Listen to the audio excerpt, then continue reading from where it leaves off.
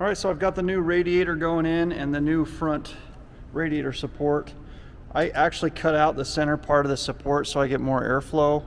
But other than that, you know, just putting it together like you typically would. And it's fitting in there pretty good. All right, guys, I'm going to be mounting the splitter. And there weren't very many instructions online, so I'm going to try to be helpful here. These brackets here go like that, and they mount to the splitter, and then these brackets mount to the mount that goes to the car, and this mount goes right here under the bumper mount.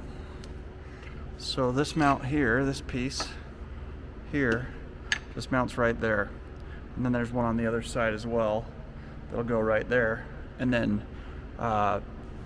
it just the splitter just mounts directly to this bracket, and then there's going to be a down bracket that comes over to be able to mount for the support of the side of the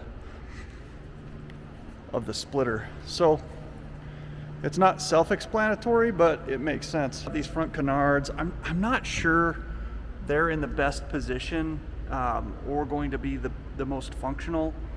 I guess, you know, I won't really be able to tell unless if it feels like, you know, I mean, heck, if I've got great turn in on high speed corners, then I know they're working. If the car feels balanced, I know they're working. If not, there is another brand of canard that can fit on the 350Z bumper that seems like it's probably a good fit to go that direction. But I'm going to try these first with all this other aero stuff that we have going on. And then everything will pretty much just be adjusted with the rear wing for balance. You know, it'll be one of those things that I mean, luckily I've experienced cars with aero now, and I can kind of tell what balance might feel like or might not. And then I can kind of go from there and try to adjust some stuff. But initially we've just got to get it on the car, kind of give it an eye view of what I think is going to work, and then just make adjustments from there. All right, guys, so I've got the front splitter on the car with the front canards, and it's looking pretty good. Just going through and making adjustments and making sure everything's lining up where it needs to be and everything's even. But you know, the mounting hardware that the front splitter came with really made it a whole lot simpler than trying to do it myself with, you know, without hardware. So it's called the Big Boy Hardware Kit or something like that. So make sure you order that if you purchase this front splitter, because it's worth it. So I really wanted to close the gap that I had between the bumper and the splitter, and I found this garage door molding, and it actually fits perfect.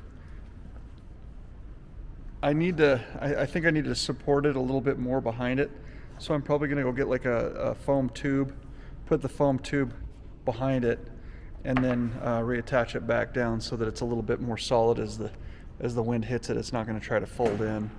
And then hopefully I'll be getting the rear diffuser soon so that I can put the rear diffuser on, and then the aero's pretty much finished. So I've installed quite a few of those parts that we went over, that we unboxed, and right here are the suspension components that I replaced. In the future I will be able to replace this bucket like I mentioned when I replace this rear suspension with a true rear. Right now I've got my, this is going to be my camber adjustment. This is the cross side adjustment that you could end up making a little bit of camber adjustment change with, but I wouldn't recommend doing that. And then this one right here is going to be the sway bar end link, and they're adjustable so that when I set the car down, I can make it so that there's no preload, and then that should help with like straight line stuff and more even, you know, tipping and tilting of the car as it goes through the corners.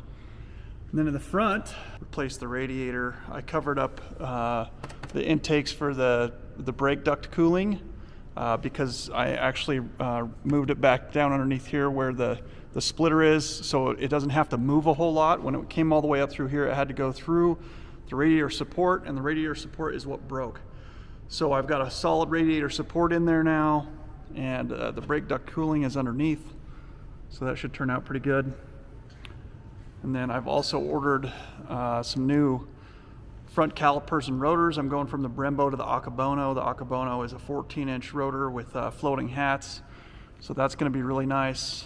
I cut the side of the fenders out to help some airflow from the high pressure that ends up being underneath the front end, and I also ordered some top fender louvers to be able to help relieve that pressure as well, so that we can get a good solid amount of downforce on the front of the car. And we've got the wing in the rear for a good solid amount of downforce back here, and then we'll also have the rear diffuser, which still has not come yet, but once it's here, it's going to help break up that dirty air coming out behind the car so that the downforce itself works a little bit cleaner. So hopefully with all these aero adjustments that I've made on the car, it will be quite a bit quicker on track, even though I haven't adjusted any horsepower ratings or anything like that. So here are the front louvers that I found. Just ordered them on eBay. I can cut them right into the front fenders that are in the car, and then help out the aero. So I just got these front louvers installed in the front fenders. Like I said, I've cut the front fenders out a little bit as well, so everything's about trying to release some of that high pressure, get some downforce in the front end, and hopefully this all works out well. This is going to be kind of a full aero car. You can kind of go full power, full aero, somewhere in between, but with the power that I was making, I was able to just go full aero.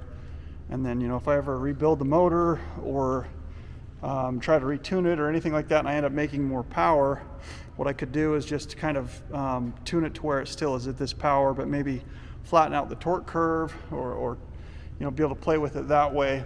Or depending on what I end up weighing with all the aero that I just put on, I might be able to take some weight out as well if I can find a way to add some power. But so far, this is what we've got. I'm pretty excited to get it out on track, drive it around, and see what all these changes make.